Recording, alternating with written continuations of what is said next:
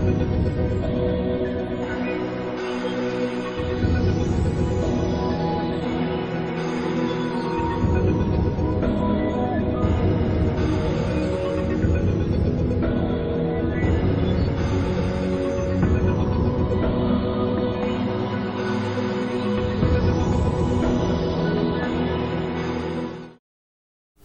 Assalamu alaikum. Welcome to our last lecture on learning the methodology of solving case studies. I hope so far you have been able to access those links that we have talked about earlier on in our previous lectures. And now in this lecture we're going to talk about some real online project where you could apply both methods of applying the tools that we have discussed. One is under deductive method and the other one is under inductive method. But before we actually go about doing that, there is another mix of strategy. A tool that is applicable is going to be discussed in today's lecture before we actually go online and do the practice case studies. And that is a new method which is the hybrid of deductive method and inductive method. So we'll talk about it before that. In our last lecture, what we did was the understanding how the application of inductive method is carried out to solve the nuances, the complexities of a case study. And there we talked about how to understand a question, how to identify areas of focus, and how to break up in segments that question, which is a challenge or a problem statement. So in today's session we are going to do exactly the same thing but under a new method, as I said earlier, that is the abductive method. Abductive method. So we'll talk about that shortly. Here you go. Abduction. What is this? It's the combination of deduction plus induction. So now, what happens is that when you talk about deductive method, it's a one-way approach where teacher comes up with the theory, the application of that theory, and understanding of that theory, which is conveyed to the student. And then students are supposed to apply those learnings to a problem or a case study. Whereas inductive method is such a method where we actually talk about letting the imagination of students loose so that they can work on their own and come up with their own analysis. And the role of teacher is to facilitate the students during discussion so that they can actively participate in problem solving, in group discussion, in brainstorming. So then each student or each group of students would come up with their own separate way of looking at those things, those perspectives, and a different solution would be there. So that is another way, which is we call first looking at the trees and then looking at the forest later, where you start with a problem statement. So that is about inductive method. And now a new method which is a hybrid or a mix of both methods, that is deductive as well as inductive method, is called abductive method, doing cases by abduction. And generally what happens is that when it comes to a real world scenario, when we talk about real problems, when you talk about real life problems and practicing those problems with these case study solving methodologies and approaches, then it's commonly found that it's a bit natural to apply both methods, abductive as well as inductive, and this is quite natural, and they go hand in hand with each other, fortifying each other, validating each other, and building upon each other. So that is the reason why a new way of methodology has been described here, and its essence has been captured on this slide that you can see right now, where we talk about a series of steps which are related to either of these methods, abductive or deductive and inductive.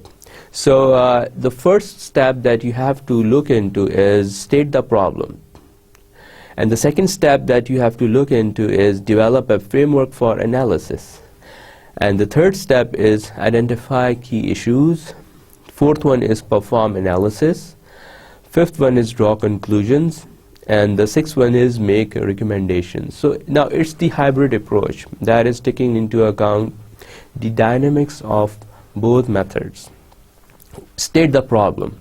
We have already done this problem stating exercise, how to develop that problem and how to break it down into different pieces to identify different areas of focus and then see how they are interrelated with each other.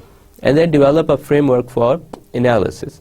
From there, actually, you take into account the causes and effects and see how these problems are interrelated with each other. And that is always available through the detail of the case.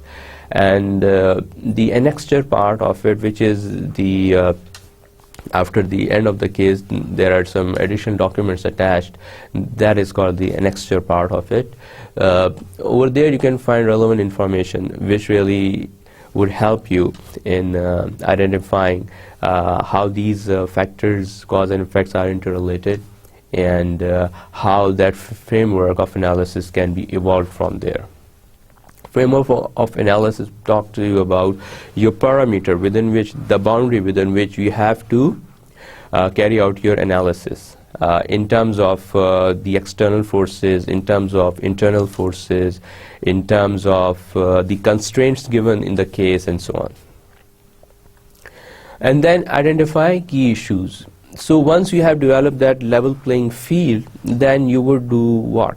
You would actually identify what are the main factors, what are the major key areas, what are the major key influencers that are influencing, or what are the major areas which you need to look into, because they actually are influencing the other areas based on which you have to come up with your analysis, thereby recommendation, and based on that you have to come up with a solution which gives a solid base for recommendation. So that is really important when we talk about, if you talk about a problem, then we need to understand what are the sources of influences. If you recall the earlier example, we have been talking about Mohsin Hamid example. So in that Mohsin Hamid example, what was the key issue? Yes, there were more than one key issues. One was a key issue that was quite relevant, and that was a major key issue. That was the absence of warranty card. Warranty card was never given to customer. That was a key issue. But what were the related issues to that issue? It is about serving the addressing the customer complaints when the customer calls and tells about the disruption in the internet, and then you, instead of addressing the customer's complaint, come up with this that, sir, you have to pay us 300 rupees for that service charges, and you go, why? I mean, I've purchased that, and there was a warranty that I was told about. So then the caller on the other end, the person on the other end says, okay, sir, do you really have that warranty card? And you go like, well, I was never given a warranty card in the first place. So now here you can identify lots of different sub-key issues, basically, which are interrelated with each other. And again, I've told you about that. If you apply this framework of asking 5 whys, which are interrelated to each other logically, then you would say, why was not the warranty card placed there? And the second question that would be flowing out of it immediately would be, why was the person not carrying the warranty card with him when he visited the client's place? And the third one would be, why was he not given the warranty card? And then the question leads back to his manager, and from there it leads back to the area manager, and from there to the policy of the company, whether it's being properly adhered to, followed or not. So basically, this is the way of identifying key issues. And here you would notice you can apply, and you can be applying both ways, abductive, deductive and inductive, under abductive method.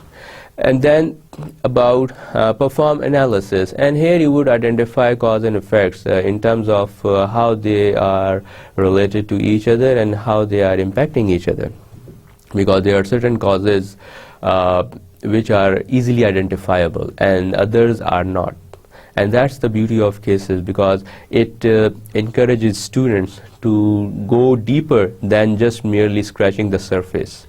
And then you could come up with lots of details that might be concluded from the information given in the case, and that may not necessarily be in the explicit or clearly given information, but you can assume, because the short side of the case, which is quite realistic as well, that they just don't give you all the necessary information. Even if they try to give you all the necessary information, still there might be certain areas which might be left out. And in these situations, you have to come up with your own assumption, with your own possibly logically well-grounded, logically sounding assumptions within the parameter, within the framework of that case details given to you.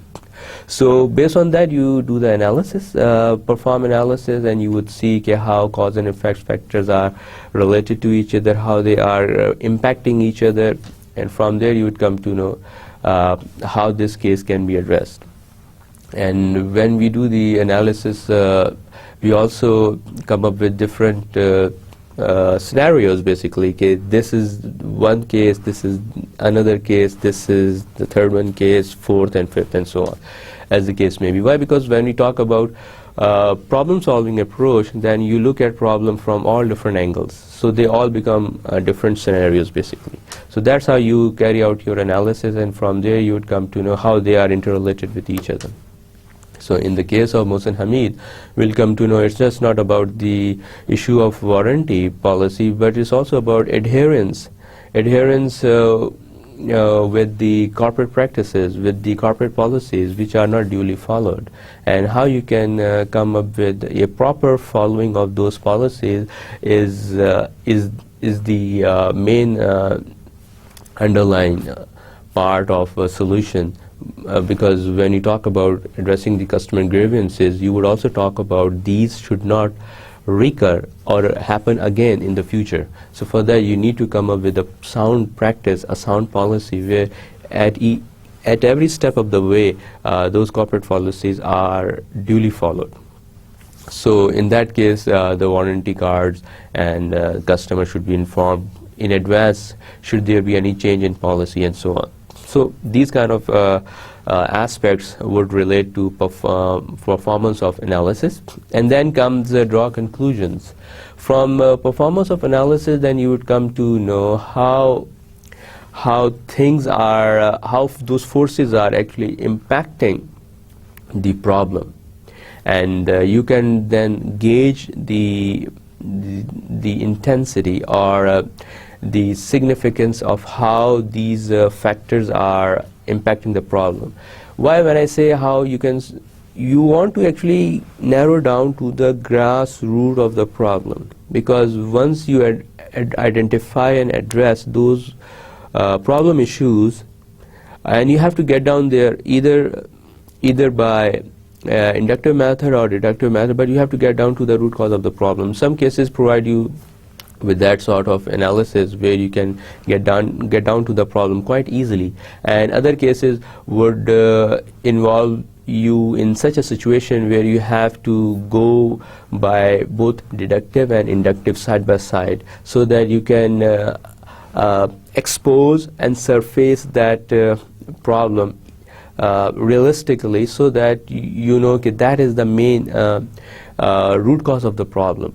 And the underlying reason why when we talk about cases and why we lay such an important emphasis on understanding the case study methodology is because we want to train our managers and we want them to be good investigators, because a good manager is the one who can get down to the cause of the problem and identify that problem, which is actually the source of origin of that problem. So that is the reason why we talk about logical thinking, analytical thinking, we talk about reading between the lines, we talk about creating assumptions, logically sound assumptions, so that we can see how these things can be addressed. And that is the sign of a good manager. So when you are able to address these issues, then you would be able to come up with some conclusions, and those conclusions could be based on inductive observations as well as deductive observations. The difference when you would come to apply these concepts and you would come up with different conclusions would be that you would see in certain situations, for example, again, if we refer back to Mohsin Hamid's example, and after you have performed the analysis and now you are actually, based on cause and effect, drawing conclusion, and you would come to know, okay, there are certain things which are easily seen through deductive approach. For example, customer is not happy. And the general rule is that customer is not happy because the service is not good. So the problem statement given to you was the customer complained about the warranty issue, and from there you came to know that the customer is not happy. So when you look at the bigger picture, which is that the customer is not happy, and you narrow it down to the main root cause of the problem of his being unhappy, it would be because there is a warranty issue. So here you have applied the deductive method, basically, where you have started from the general common understanding of customer dissatisfaction with their product, and then you have been able to narrow it down to the root cause of the problem. And that root cause of the problem is not the performance issue, it's not the pricing issue, it's not the service issue, it's rather after sales service warranty related issue that you have to figure out. So now you have identified this problem, right, which is the root cause of the problem. So as a good manager, you would apply the best practices as to deal with warranty issues, so that you can create the satisfaction level back to the normal level. Inductive way, when you look at this issue that the customer not being happy because of the warranty issue, then you would actually look into this problem even more closely, and you would come to know, okay, how the dynamics are playing their role there, how they are playing out in terms of customer versus warranty. And there you would come to know that this is a process that has to be followed and which was not followed. And you would come to know, okay, what is that process that was not followed? And from there you would come to know, okay, these are certain things that should have been kept in mind earlier. Had there been any problem, then you would not have faced that problem in the first place. And what are those things? Maybe a proper procedure was not followed. And then you will see, okay, how you can devise a proper procedure for that, because you are talking about solving that problem first and then looking at the bigger picture later. And then you will look at this by devising a proper sound policy, so that these warranty related guidelines, matters and issues are properly adhered to, and they should be properly followed by every employee of the organization. And then you look around and see some of the best practices prevailing in some industries where they have a lot of or huge interaction with customers all the time. And in that case, what I did was actually I looked into certain hotels, and from there I came to know how they have been able to apply these kind of policies that ensure adherence to good quality standards and service standards. From there you would be able to come up with a best practice which then you would apply, and from there you would actually apply at the corporate bigger level, the big picture basically. So that's how you could do the analysis part. But Under abductive method, you might want to combine these two approaches and take them along side by side, and you would then be going back and forth between these two approaches to substantiate and to validate that you are getting the accurate understanding and you're not going in the wrong direction. So basically, when we talk about drawing conclusions, then we tend to validate those conclusions based on the small picture, bigger picture, and bigger picture and smaller picture. Both ways we actually try to validate, test it, and see if whatever we predict, whatever we conclude is exactly what this case is all about, or what is the problem statement is. Basically, it's quite relates to that. So you don't go off the track. And then based on drawing conclusion, you make recommendations, and recommendations, by making recommendation, you need to first understand the basic principle. The basic principle is that we should recommend something which is effective, which should be long lasting, which should involve less legwork or spade work and more output, meaning it should involve less utilization of resources and give more output, because less utilization of resources and giving more output will really help the company to identify the problem areas and address those areas effectively and efficiently. This is also what we call doing more with less.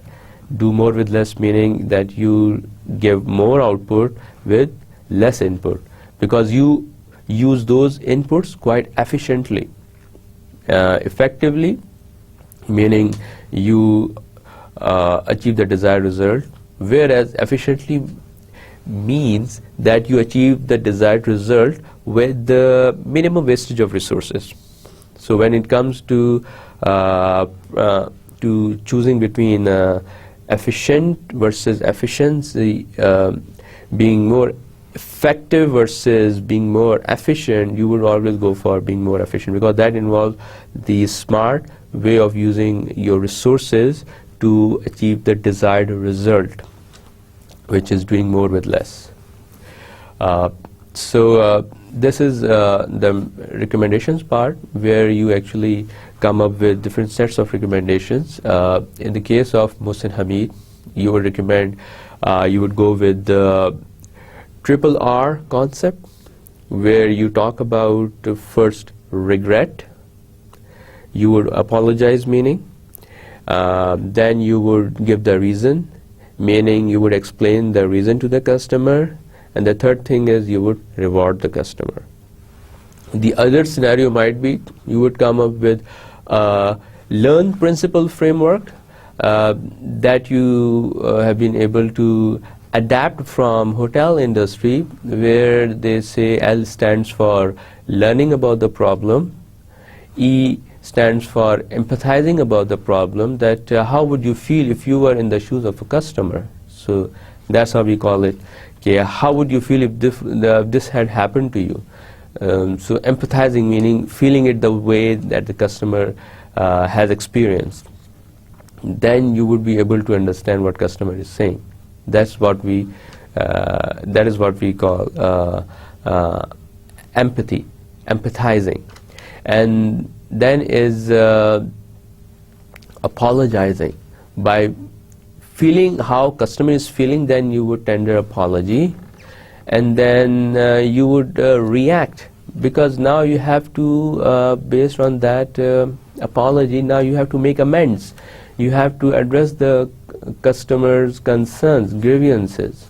So then you would react, and then after that, after addressing the customer concerns, you would report it back to your top management, that what was the problem, how you handled that problem, and what was the outcome of that, so that for future purposes and references, this can serve as a guiding document, a guiding example for others. So this is another way. And the third one was about one of the best practices, again adapted from one of the hotels chains, and that was about not just simply putting forward saying, I'm sorry. It, it would be more effective if you make it more personalized, if you make it more resonating with feeling, resonating with customers' feeling by saying that please accept my apology, and then allowing those line managers, the frontline managers, the frontline technicians to come up with this deciding policy, this deciding ability to take action right then and there to address the customer grievances by actually having access to some budget so that you can address the problem right then and there. So this is another one. So out of these three recommended strategies, you would go for one, and you must argue good enough way so that the top management would buy your recommendation, would accept your recommendation. So that's how you actually come up with the recommendations, and then you go with the one that is the most desired one. So basically that's, we have explained the abduction method under which we talk about deduction plus induction, and they are both mixed together, and then the conclusions are made. Then generally during case study, there's hardly any rule that you have to apply a deductive method or inductive method. It is just purely for understanding purposes. And the more you apply both methods, the more realistic you get to the real issues of the problem, and you get closer to the real issues and be able to understand those issues in a more clear manner, and be able to understand the nuances of and complexities of these. And then you would be able to come up with a very logical, practical solution. So that is the thing, that we don't talk about analyzing cases in the dark. Whatever we say, we link it back to some justification, whether that be coming from deductive method or inductive method. And for each step that we take in the case study analysis, we go back and validate that so that we go in the right direction. So this is basically the whole approach to understanding the case methodology. Now we talk about a case study project where we would apply both methods to a real life and online project which is posted on the website with one of the world's leading consulting, management and consulting firm. Management consulting firm is is itself an industry that is more focused on coming up with management related problem and solving those problems and challenges faced by different organizations. Because organizations are busy with their day-to-day activities, so they don't have enough time to look around and see how competition and external forces impacting their competitive landscape. So management consultants, they act like doctors. What doctor to a patient is what management consultants to different organizations. Companies suffering from, let's say, revenue loss, low productivity of employees, or maybe about poor performance of its products. They want to find a solution, so they hire management consultants, and they carry out the real analysis, a real case study based analysis through their analytical approaches, and then they come up with different solutions, and based on that they suggest a holistic recommendation to the management. So they follow essentially all those steps that we have discussed in our previous slides. So this exercise would actually give you a hands-on experience in understanding the concept, how business issues are understood and how they are dealt with. So This is a case study project as you see on your screen. Here's the project detail below, which makes a part of your work on mastering the art of case study. So now before we actually talk about it, there are some instructions that you have to follow, and I've laid down those instructions over here for you. Number one, go to Bain.com and explain in your own words what this company does and what the phrase management consulting means. So you would be able to understand this company better, about its operations, about the concept management consulting, which is itself a billion-dollar industry today. And they hire business graduates, MBAs, who are sent to different organizations to recommend strategy for their improvements.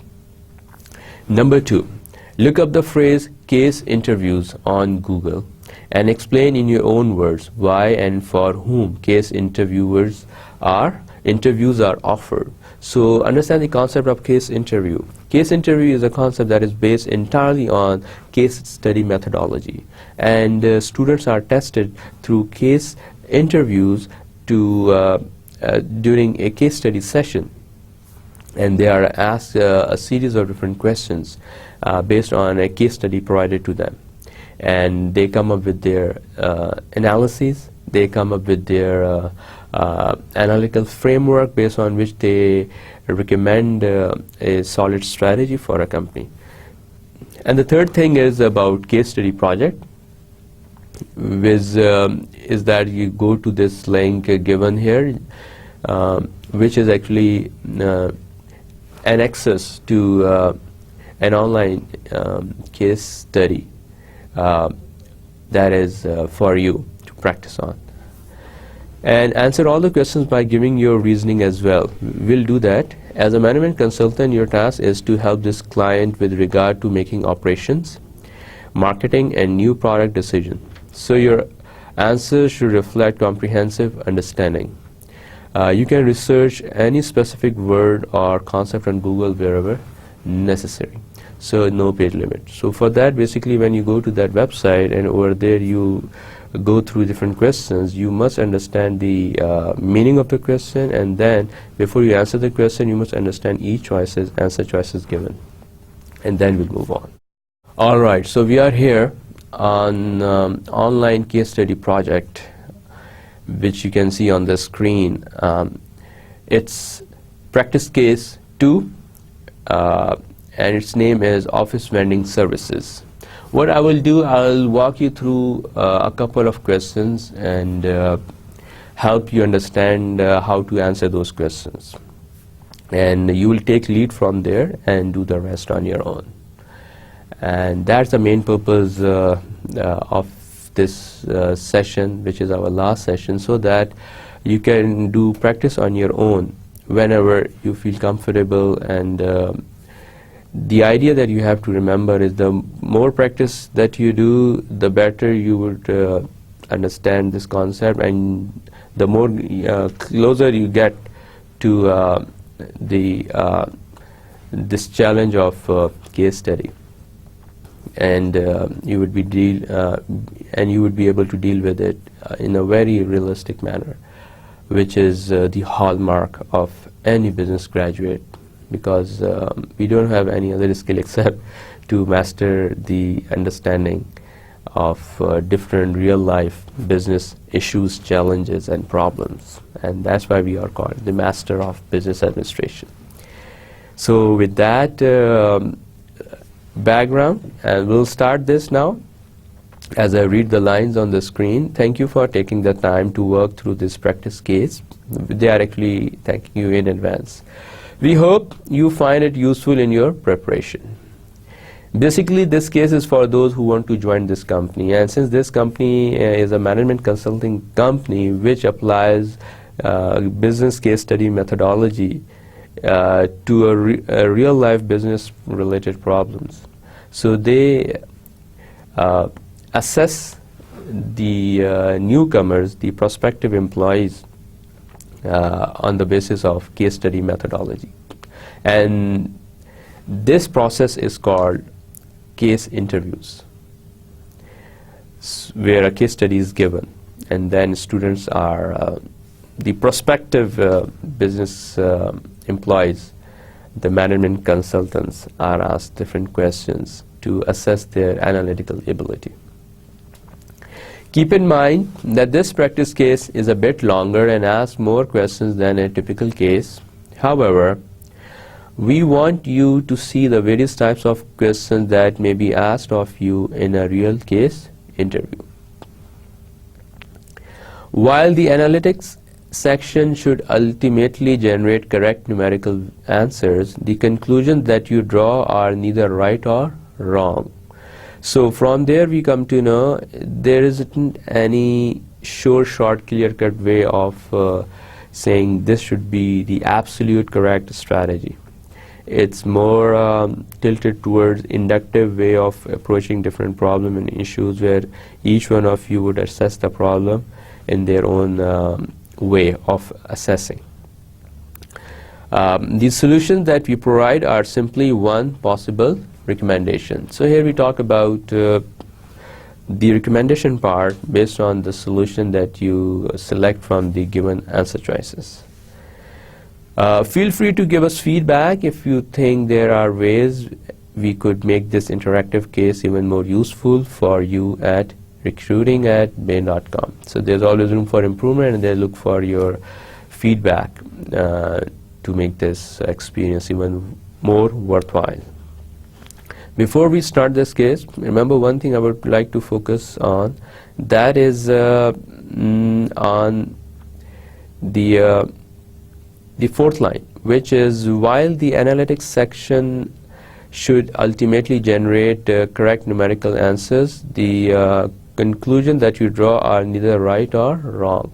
So before you start answering those questions, you might have this temptation to know in advance the correct answer. So don't do that. Avoid that temptation, because here the purpose is not to come up with the right answer, but to understand the whole process, that how things are analyzed, how that thought process it is put to work. And from the learning of this practice case, you can see how you would be able to apply these learnings to some real cases given to you during your semester in different courses. So you would be able to assess those issues and problems in light of how you have been able to do here. So that is a very fruitful way of practicing and learning. So bear with me as we move forward. And here's the overview of the situation given. Office Vending Services Incorporated is a company. It could be a fictitious name, or maybe its name has been replaced, the original name has been replaced with this name. And the situation given to you is Office Vending Services is a global leader in vending machine services for small and large businesses. So this company, which is an incorporated company, Office Vending Services Incorporated, is a market leader. They provide a full service to their clients. Now, they are providing full service to the clients. Vending machines, you must have heard about vending machines. I've not seen one of them. It is when you insert a coin and get something out from those machines, like chips, pack of chips, a beverage, or anything like that. So these are the vending machines. But I've seen that that machine may be at the airport or some other public places. This includes installing machines at client site, refills, and repair. When things run out, then you refill them, or something goes out of working order and you repair it. They collect revenues only from snack sales. Snack sales meaning the fast food, and choose the variety of products they sell in their vending machines themselves. And they decide on their own what kind of variety they want to introduce or sell through their vending machines. So what's the challenge? Complication. Over the past few years, their profits have dropped. Wow. Now that's a problem. Significantly, and the CEO is unable to figure out why. So they have hired you, so to say, and they want you to tell them where things are going wrong and how they can address them.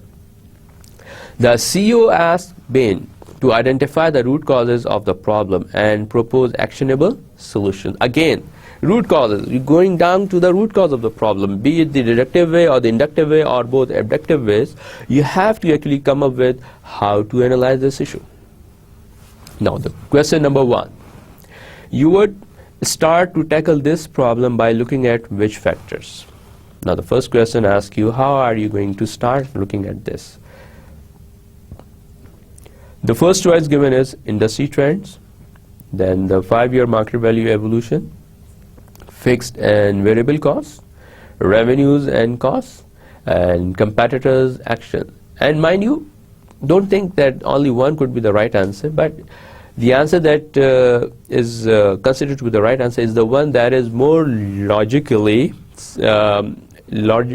argued, that makes sense in terms of its logical authenticity, in terms of its logical way of understanding, and how closely it's related to the problem at hand, which is decline in revenues.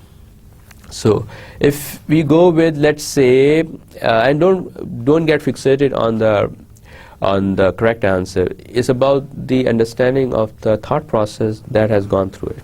So let's say if we talk about industry trends, let's suppose we say here we want to first look at the industry trends because we want to look at something which is directly or indirectly affecting the company. So you hit the button continue. So here it's industry trends.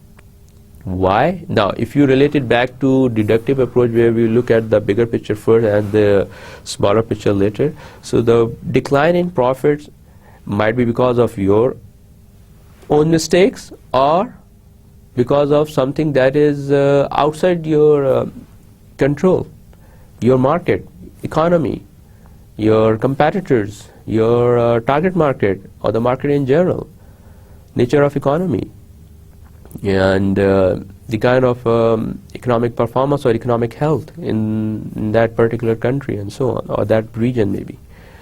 So here we'll see the logic behind it. Bain's answer is industry trends.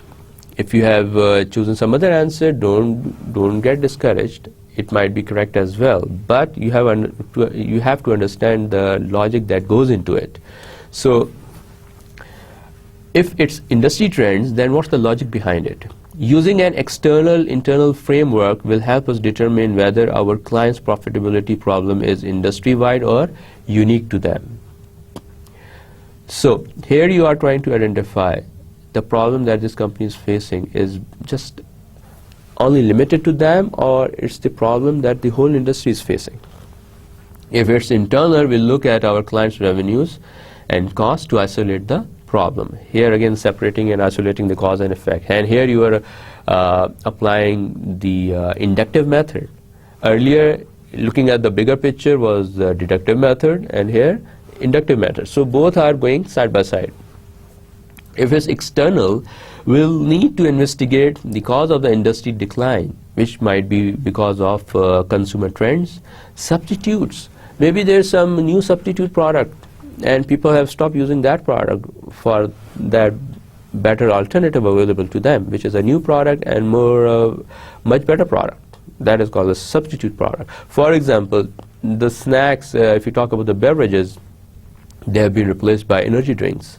So this is a substitute product, right? Chips have been replaced by a multitude of different varieties of with different tastes and flavors and shapes of chips. You know, it's no longer used to be that old style chip only. You know, now you have come up with different flavors with different shapes and so on. It's more straightforward to look into external factors first. Now, from here you're getting the rule that it's easier first to look at the external factors. That is the market and overall profit pool growing, because it's easier for you to look at the industry factors, industry-related factors in your external environment, because the reports on those external factors are easily available, because there are lots of market research firms, there are watchdog agencies, economic watchdog agencies, There are many other agencies which keep their finger on the economic pulse and measuring the impact of those policies and measures on the overall health and functioning of different industries. It is more straightforward to look into external factors first that, for example, is the market and overall profit pool growing? Have there been new recent entrants to the market? It might be because your profit is going down because of new competitors joining, and because of that there's more intense competition, and there's a decline in price because everyone wants to sell their own products, so they are offering huge discounts. That might be one of the reasons. Therefore, looking at industry trends would be our likely first step. So that's how you have justified the reason why you would go with this approach of first looking at the industry step. And we move on to the next question. And here you can also see on the screen the external internal framework given. They have divided them, and you can apply this rule to any other case where you are faced with analyzing your external or internal environment. And I hope you would be able to do it in a much better way given the different and other specifics of that case study, and you would be able to analyze the external internal environment in a much better way.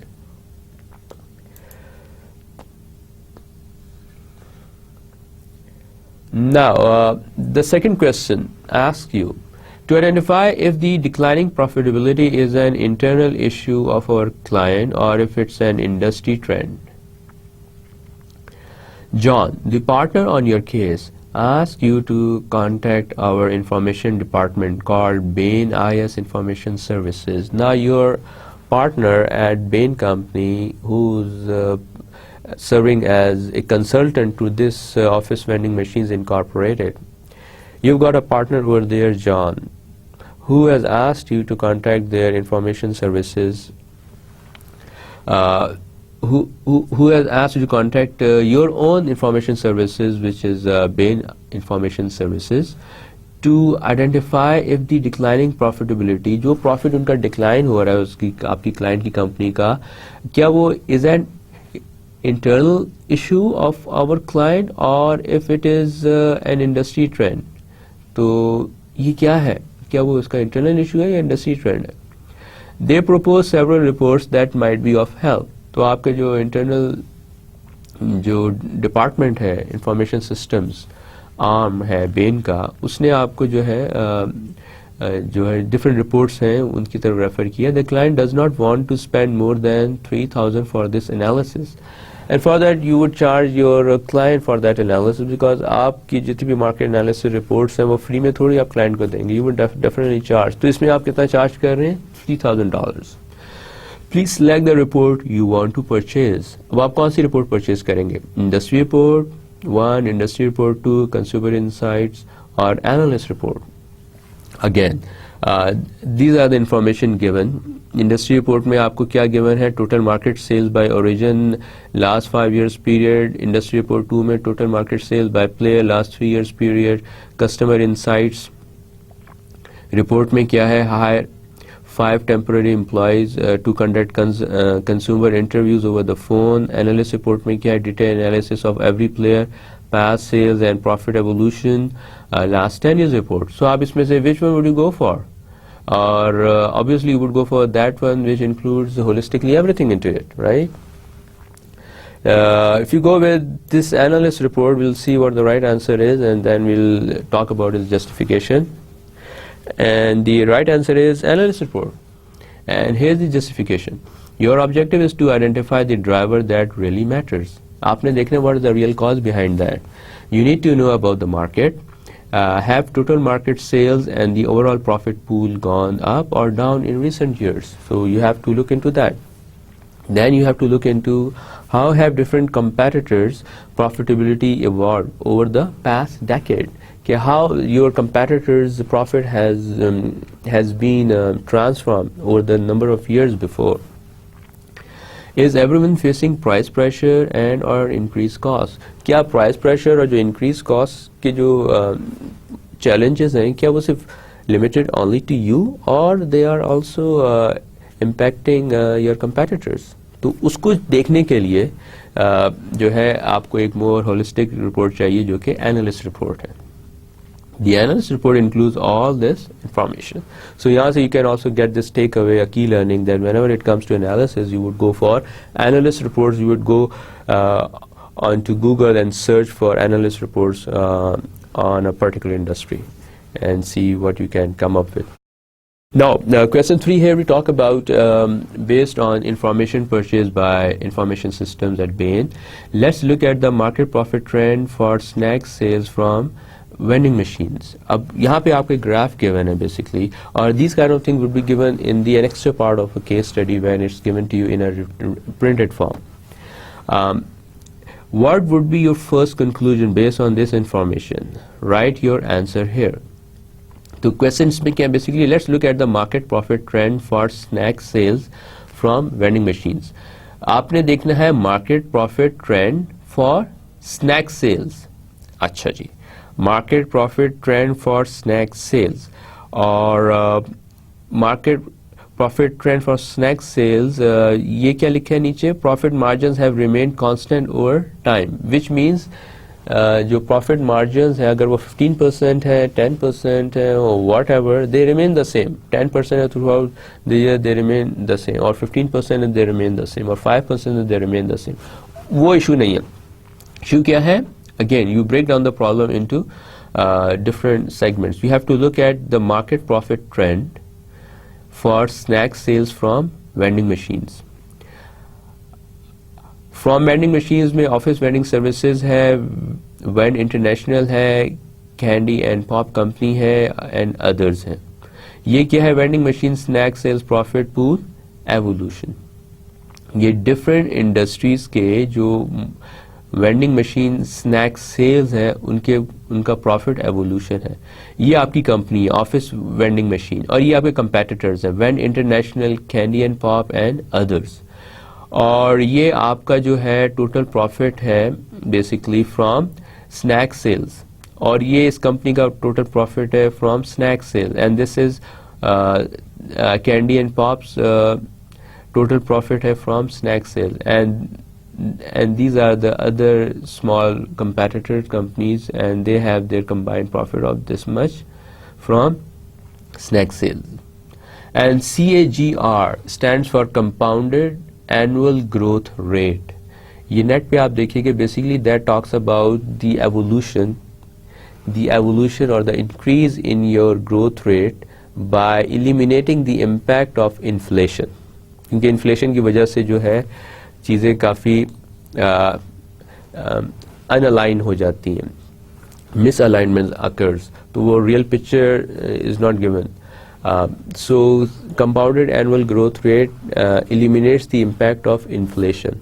Bye eliminating the inflationary impact ये आपको बताता है कि कैसे आप grow करते जा रहे हैं. यहाँ पे नेगेटिव आपका था कंपाउंडेड एनुअल ग्रोथ रेट, और यहाँ पे जो आपका कंपेटिटर्स का है वो 29% है, यहाँ पे 15% है, और यहाँ पे 15% है. And since this is negative over here, this is why you been hired by office vending services to figure out why their profit is declining despite their growth. और ग्रोथ कितनी हो रही है इनकी जनाब? 2004 में there has gone way above 40%, close to 50%, and it has declined over a number of years up to 2006 up to 40%. मतलब कि decline भी इतना is not that much compared to decline in their overall compounded annual growth rate, which is -11%, which is significantly low. तो अब उसमें देखना है कि what would be your first conclusion based on this information. Write your answer here. Based on information purchased by IS, let's look at the market profit trend for snack sales from vending machines.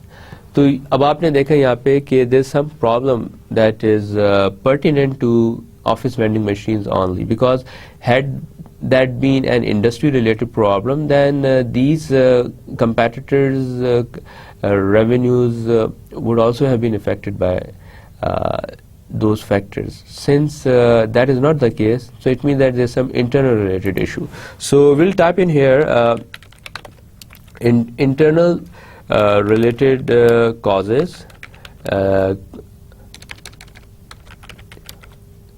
that might be impacting profits for office vending services. So now let's see the justification, what they have to say.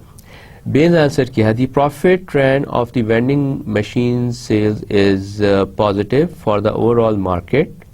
Therefore, the problem of office vending services profitability is internal. From there we come to know that overall this is 5% over here. The profit trend of the vending machine sales is positive. However, इनका negative है, so it means that वही जो मैंने earlier कहा कि if there was a problem that was industry relevant, then these companies should also have been facing the same problem, and these figures should have been negative, but they aren't. Only this is negative. From there you have drawn this conclusion that there's something wrong with their internal matters. We are moving on. Question number 4. What would the next step be to find the root cause of our client's internal profitability problem? Now, क्या हो सकते हैं? Write your answer here. We'll say it's maybe because of employee productivity. Let's see. Technical problems.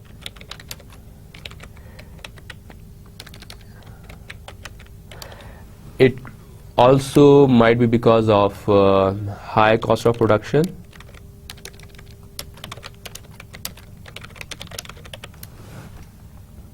And so on. Your answer, and Bain answers is a basic revenue and cost framework enables us to cover all factors impacting profitability and quickly identify the drivers that matter. यहाँ पे you have come up with a very smart way of looking at things real quick, and that is actually when you look at the cost drivers. और वो क्या होते हैं? We need to look both at revenues and costs and the components part of each. So now you will see that this all includes these factors that we have mentioned over here. And revenue and cost का framework क्या है? If you look at it, profit is determined through revenue and cost, and revenue includes price and quantity, and cost includes fixed cost and variable costs. So it includes all those things which we have mentioned, and they talk about in order to identify internal issues and problems, you have to focus on both revenues and costs because they cover everything. Moving on to the next question. At this stage, the Bain team would likely start to form its answer fit hypothesis to guide its analysis and help drive to a recommendation in the most efficient manner possible. Now here they are talking about a prediction based on the work that has been done so far. Okay, if that is the case, then what could be the reason for that?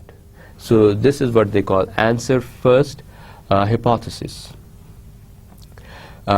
You and your colleague Sarah, a consultant on the team, head to a team room to write your ideas on a whiteboard based on your early insights that you will then share with the team manager. From there you would come up with your own insights on a piece of paper, and you would go backwards from your conclusions that you draw from your analysis so far. And the conclusion that you are likely to draw from your analysis so far is that it is the internal problem. It might be because of cost, might be because of fixed cost or variable cost, which is directly impacting the revenues in terms of declining profits. How would you suggest laying out a hypothesis at this point? Write your answer here. So we create this hypothesis that fixed cost and variable costs are impacting your profit margins. Now let's see what justification they have to give us.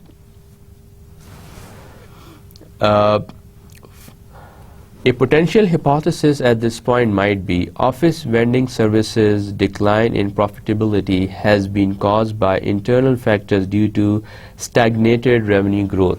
एक तो ये वजह हो सकती है sales ही नहीं बढ़ रही. That hasn't stayed in line with rising fixed and variable cost. एक तो ये extreme phenomena दे दिया कि your sales are stagnant, they are stalled, they are not going up, whereas your fixed and variable cost they are going up. ये extreme situation हो गई. And another extreme situation might be your sales are going down, not really stagnant at one place, they are going down, and your cost of production is going up, meaning your variable cost and fixed costs. Remember, an early hypothesis is simply a tool to help guide our analysis, not a final answer. So यहाँ से आपने hypothesis generate करके you create a guiding block for yourself, meaning to see and validate whether this conclusion is logically related or supported by the facts on grounds or not. It will be revised and fine-tuned as we learn about more information later. So suggested framework जो है दोबारा से आपके सामने मौजूद है. अभी तो इसमें उन्होंने कहा कि ये reason हो सकती है. Now you will go and verify if that is really the case. You will consult their annual report and see their annual revenues, annual sales, the level, has it gone up or down or remain stagnant throughout the years, and look at their cost figures, variable costs and fixed cost, to see how they have been performing over the years. Question 6. Given our profitability framework and initial hypothesis, what would be your next steps to investigate further? And what question would you like answered? अच्छा, उसमें क्या चीज़ें हैं जो आप आगे देखेंगे, और what kind of question that you would ask your senior management, your client's senior management for that. A selection of possible questions is given below. Which of these are most relevant at this stage? तो इन्होंने ये questions आपको दिए हैं, so now you come up with the ones that are the most relevant. Has the client launched new products recently? अब आप देख रहे हैं in the background that the revenues are stagnant. This is what you have assumed. Maybe that is the reason. And the profits are declining because of the fixed cost and variable cost going up. So, क्या वजह हो सकती है इसकी? What's the logical answer? So again, now here we apply the framework of asking 5 whys. Now, that is the main issue that you think could be possible, and how could it be possible? What could be the main reason for that? उसके लिए you need to come up with a question that is more relevant and logically related. तो वो question क्या हो सकता है? Has the client launched new products recently? क्या ये हो सकता है? और how have competitors' profits evolved? और आपके competitors की जो profits हैं वो कैसे evolve कर रहे हैं, या अब उनके साथ अपने आप को benchmark comparison करके you would see कि how you have performed over the number of years. Or even have our clients' individual snack prices changed recently, or maybe because your competitors changed their prices? Maybe that's the reason. As the volume of our snack sales declined, क्या आपकी sales कम हो गई हैं? Has our client invested heavily in new equipment recently or had an increase in overhead? क्या जो आप office vending machine है उन्होंने कोई सिग्निफिकेंट कैपिटल इन्वेस्टमेंट कहीं की है जिसकी वजह से उनके एक्सपेंस बढ़ गए हैं? As a result balance sheet में वो राइट ऑफ हो रहे हैं, as a result they are showing less profit. Did the cost of goods sold increase? क्या cost of sales increase हो गई है? And did our client reduce his marketing spend? या फिर आपके client ने जो है marketing and advertising पे spend करना कम कर दिया? As a result, customers are ignoring them. So now, if you look back to the earlier question that we talked about, that was about the company might be facing some problem internally because externally there are other competitors who are not facing any problem which that company is facing. So it means that there is something wrong with the company internally. So उसके लिए फिर हम क्या देखेंगे?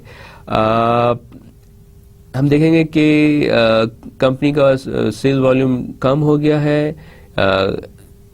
Has our client invested heavily in new equipment recently, or did the cost of goods sold increase? तो हम देखेंगे कि ये कॉस्ट ऑफ प्रोडक्शन तो नहीं इसकी इंक्रीज हो रही. हम देखेंगे कि कंपनी ने कहीं किसी कैपिटल एक्सपेंडिचर में तो नहीं इन्वेस्ट किया, कहीं इंटरनली रिलेटेड इश्यूज. तो अब हम देखते हैं कि आंसर इसका लॉजिकली वे ऑफ एक्सप्लेनेशन क्या है. Basically Bain's answer is asking the right question up front will allow the team to quickly determine which of the 4 potential drivers is responsible for our client's decline in profitability. और वो क्या है? We have laid out what we consider to be the most critical questions at this stage under each of the 4 drivers of profitability. The interviewer's responses are below. अब वो क्या question है? वही 5 और 6 question उन्होंने पूछा. Has our client invested heavily in new equipment recently? Because we have established that earlier, because there must be something internally which is causing profit decline. So these 2 questions are internally related as far as the company is concerned. So your questioning has identified quantity to be the key driver of declining profitability. We can now update our hypothesis to show that a reduction in snack sales volume from vending machine is driving the decline in revenues. The team gets together to discuss this early insight. Susan, the team manager, states, based on that insight, वो क्या state करती है? Since the industry's profit pool is growing and gross margins are constant, we can conclude that the overall vending machine market is growing. So वही conclusion कि externally तो कोई issue नहीं है. Profit margins भी increase करते जा रहे हैं. Compounded annual growth rate is 5% annually, which means that the industry is experiencing significant growth rates. But the problem is with this company then, vending machines. और इसका मतलब क्या है? This means that our client must be losing share to their competitors. Our next step is to figure out why. So now here we would figure out why they are losing their share to competitors. और वो 2 question क्या थे मैं फिर से पढ़ दूं आपको. पहला क्वेश्चन ये था, has our client invested heavily in new equipment recently or had an increase in overhead? And the other question was, did the cost of goods sold increase? और उसके जवाब में क्या कहा? That since the industry's profit pool is increasing, gross margins are constant, we can conclude that overall market share is growing. वो तो कोई issue नहीं है. तो issue क्या है? There could be one hypothesis जो उसको उन्होंने check करना है further कि this means that our client must be losing share to their competitors. Our next step is to figure out why, right? अगर आपकी कॉस्ट ऑफ प्रोडक्शन भी बढ़ रही है तो इसका मतलब क्या होगा कि अगर आपकी सेल्स स्टैग्नेंट है, सेल्स नहीं बढ़ रही, sales are still the same, it means that either your products are not selling so well or your products are selling at a very high price.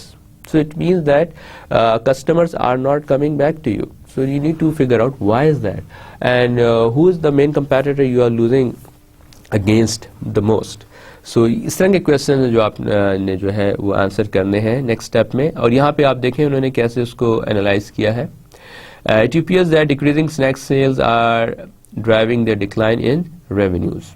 तो इस तरह जो है उन्होंने थोड़ा सा वर्कआउट करके आपको समझाया कि based on that you would go with the 5th and 6th answer. इस तरह you can continue and go on further to the 7th question, and you can answer that question, and there are 4 remaining questions that you need to answer on your own. My purpose was actually to underline the methodology, that how we analyze issues at hand and how we can apply the learning that we have so far discussed through these lectures basically. And the overall conclusion is that we would apply both deductive and inductive methods to see how we can come up with relevant and logically sound conclusions at every step of the way toward our final assessment of the problem and the recommendations thereof. अच्छा जी, अब हम we go back to our slides. Once you have gone through these questions and all, then you would come back and write your assessment for each question, your justification for each question, and then your assessment of the possible answer choices given by justifying why you argue for that particular option, by keeping in mind this note. As you move on to next question, the answer explanation of the previous question would appear. Please don't take any hint from that as mentioned to you earlier, otherwise your marks will be deducted. You can also suggest something that is not mentioned in the given choices, and this is an individual project which I am handing over to you basically, and you have to do it by being more honest to yourself, and because the main purpose is not on selecting the right answer, is more about understanding the whole thought process. And when you talk about case studies, my brothers and sisters, remember this thing. Case study is all about reading, analyzing, understanding. There is no shortcut around it. You have to do it, you have to read it, you have to read between the lines, you have to draw inferences from the material given to you. You have to read. And one thing more, just like a doctor who's not aware about recent diseases coming up, then when you go to that doctor and he says to you, well, I don't know about this disease, what kind of impression would you get? Would you go to that doctor again? Never. Same is the case with an MBA student. An MBA student who's not quite well aware about the recent business trends taking place outside the books. I'm not talking about the book, I'm talking about the real world actually. You must get first-hand information through primary sources or secondary sources, which is quite in abundance available on the internet. You must understand how things are shaping up, what kind of business challenges, new business phenomena, new business trends, new kinds of products are there, new business market forces are shaping up, and how competition is evolving. Because that is the extra information that is needed for a very fruitful, enriching, and realistic case study analysis. If you don't have any extra information with you, then it would be very difficult. And if you have extra information, that is general knowledge about the prevailing business conditions, circumstances, and the challenges, and how companies are competing with each other, their different promotion campaign, their competitive campaigns, and how they introduce new products, and how they vie for or compete for market leadership positions.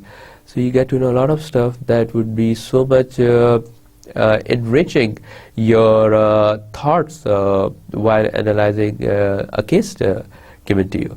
So that is really, really important, that you must have extra information always in your mind, which would also help you in applying those concepts across multiple disciplines. You know, that is called multidisciplinary approach.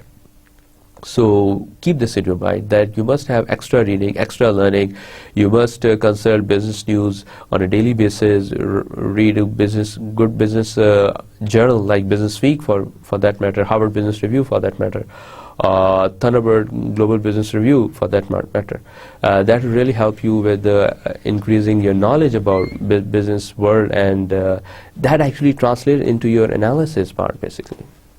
So with that, we move on to the recap of today's session, and which is our last session though. And in this session, we analyzed a case study question online. We talked about abductive method, then we applied abductive method, and we saw how we can apply both inductive and deductive methods side by side in analyzing the case. With this note, we draw to a conclusion of a series of these 5 lectures, and I conclude with this positive note, that when we expect business students to be a market leader, we expect them to be really insightful of what's going on in their external environment. And for that, business case studies help you develop that analytical skill, because in the future it would be you who are going to be the CEO of a company, COO of the company, CMO of a company, CTO of a company, or CIO of a company. So Case studies help you hone in that skill of mastering the analysis of your business, externally impacting business forces, how to face that challenge and how to overcome that challenge to gain your competitiveness, to retain your competitiveness, and to strengthen your market position in this very competitive world. So I hope you have understood the concept of business related cases in a much more simpler manner. I hope you will remember these key takeaways, and wish you with a happy case study problem solving. Thank you very much.